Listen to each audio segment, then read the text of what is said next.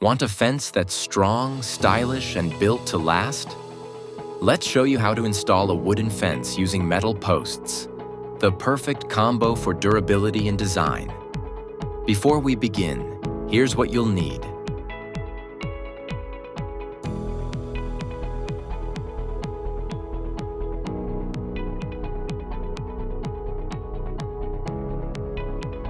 Start by marking your fence line using stakes and string.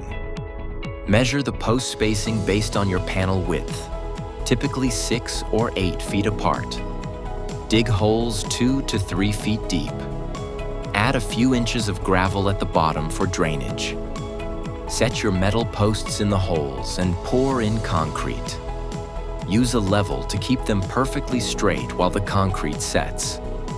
Once the posts are solid, attach your wood panels using brackets or U-channels.